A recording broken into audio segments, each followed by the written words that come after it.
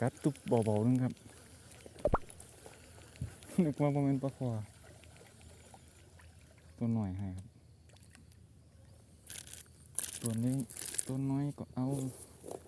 ตัวน้อยก็เอาครับผมนี่ครับ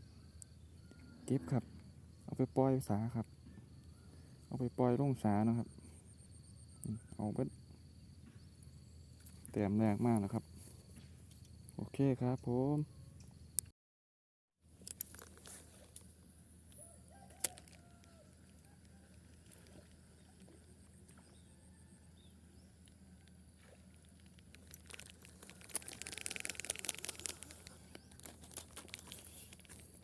กัดบ่ถือว่า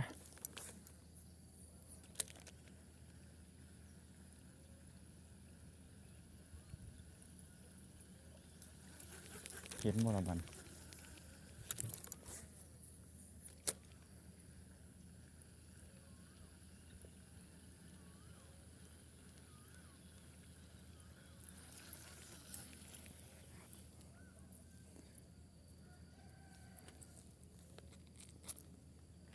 จอบอะไรจ่อยสวบมันก็ตัวแล้ว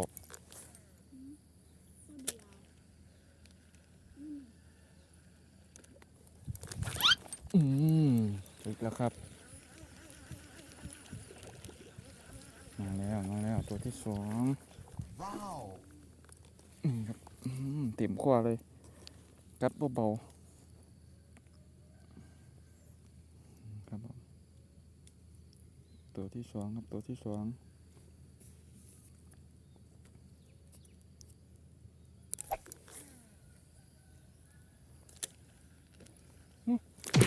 อุ้ยกัดครับจะค่ายเหยื่อต้มไปกัดเลยกัดแต่กัดค่ายก่อน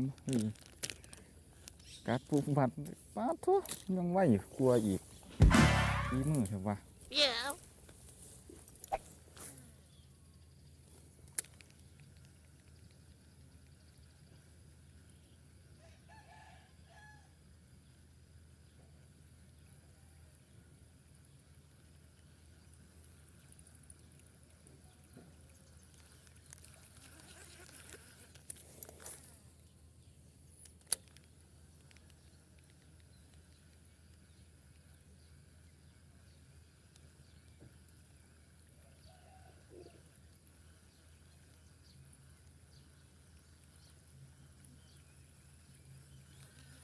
น่าครับ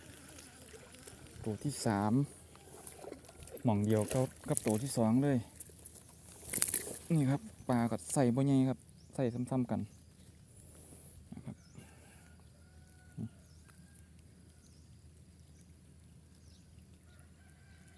โอเคครับสุดยอดที่ดีเนื้อหมานครับผมเนื้อหมานเต็มปากเต็มคำครับสุดยอดครับตัวต่อไปครับผม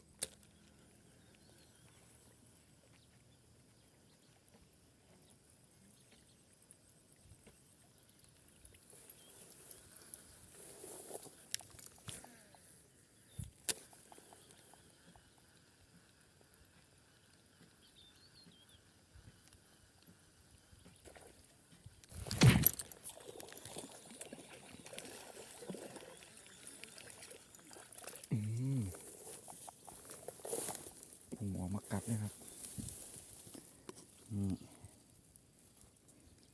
ตัวใหญ่เลยครับตัวใหญ่สวยๆนะครับ วครับผมต่อครับ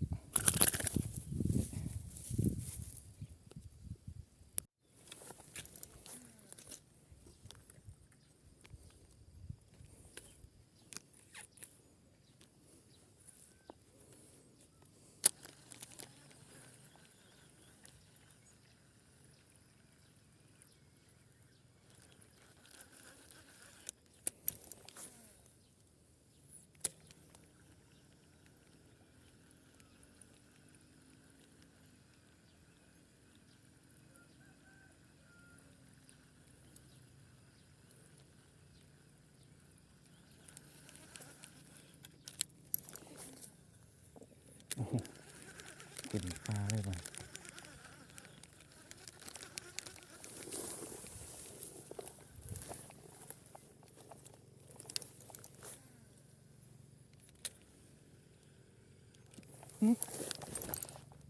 อุ้ยขัดบ่ถือครับปังบ่ถือนะตัวใหญ่เลยตัวใหญ่ครับตัวใหญ่ตัวใหญ่ตัวใหญ่ตัวใหญ่คุบเลย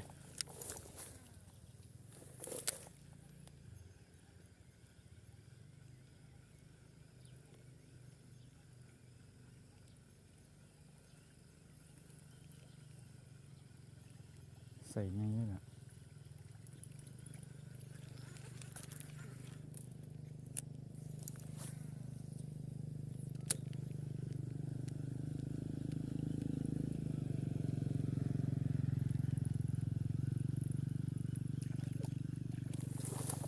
นั่นไงนั่นไงใส่สวยอยู่นะนี่ครับไหมแรกตีเลยไหมแรกไม่ซองตีไปกัดนะครับ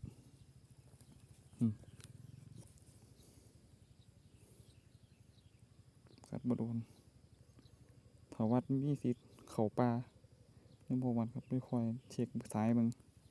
เดี๋ยวเช็คซ้ายมึงกัดบโดนก็เลยตีย่ำอีกออกมาเรียบร้อยเลยครับถ่วงอ้วนๆนะครับมันหูกินอีหยังมาโอเคครับสุดยอดครับผมเบิ่งต่อไปครับผม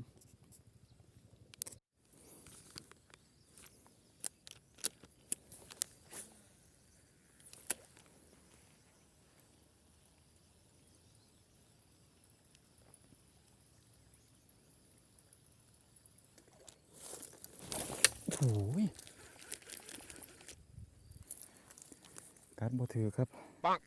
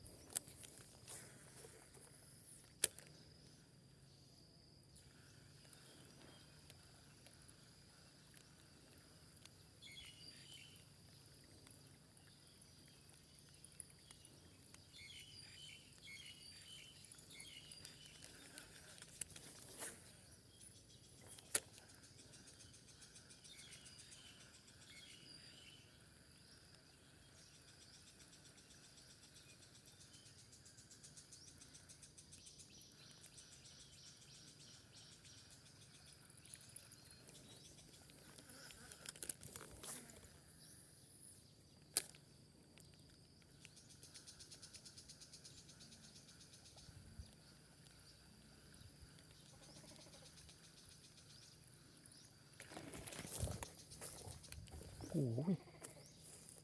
โอ้ยไข่สัมผัสโตใหญ่เลยนี่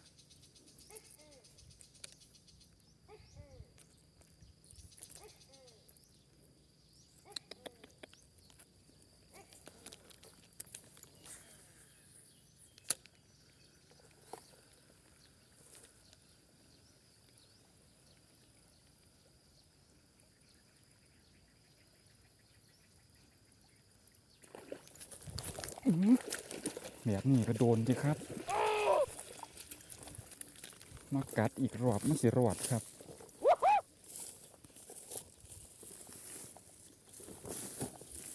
ใส่สวยเลยครับมากัดอีกรอบมีเหลือจะรอดว้าวการแล้วมือแถวนั้นครับตีย้ำไปอีกใหม่หนึ่งเรียบร้อยเลยครับสุดยอดครับผมมาอีกแล้วครับ1 แต้มมาเพิ่มอีกแล้ว1 แต้ม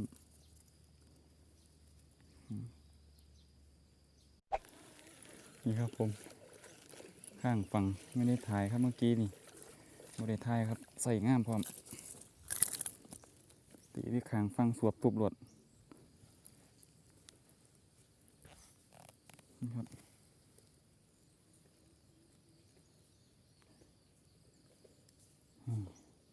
ไม่ได้ถ่ายไปจบเกียร์หามันนี่เงี้ยหมันครับ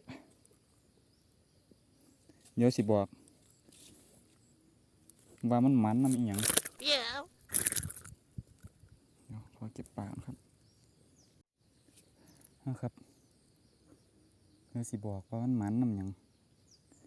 นี่ครับที่เด็ดหมันน้ำนี่ครับนี่หมันน้ำยันครับผมครับนี่หมันน้ำยันครับผมนี่ครับหมันแท้นอนครับง่ายแล้วครับโอ้ง่ายเลยนี่ครับปากขาดด้วยจ้ะติดกับปากถือกิปเปอร์ครับ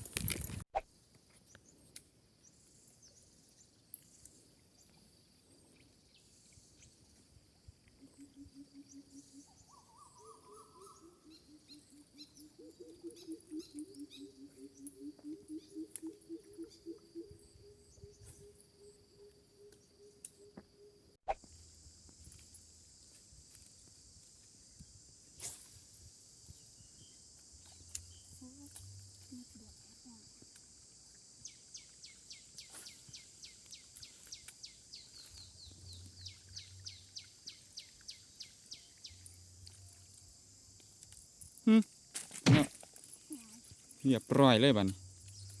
โว้ยเบิดละจับแนวมุนบ่ถือกนี่ขางกับขางโคตรหายไปแล้วนึงจับแนวมุนบ่ถือกโอ้สวบกลับด้วยครับบริทายไว้ซ้ำมาหันนี่ครับรุดพอดีบักจอยถึงกับต้องร้องโอ้ย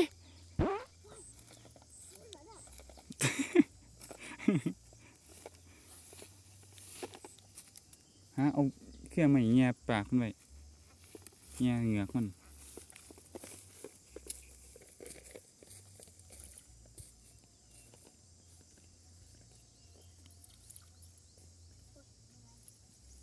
เมื่อยอีกแล้ว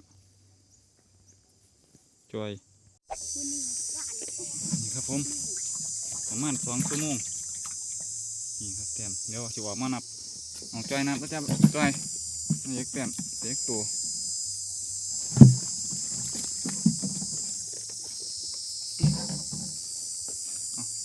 นับใส่ถังนับใส่ถังเอาโยนใส่ถัง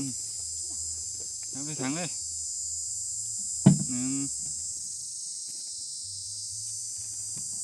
2 3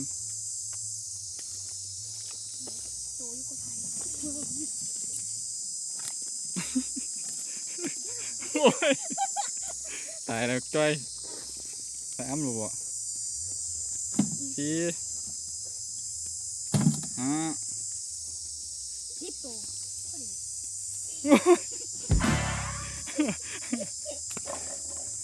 6 7 8 9 10 แต้มครับอันนี้ที่กลับไปเฮ็ดเอาไปย่างกินกับตำบักหุ่งครับผมนี่7 แต้มครับผมโอเคครับ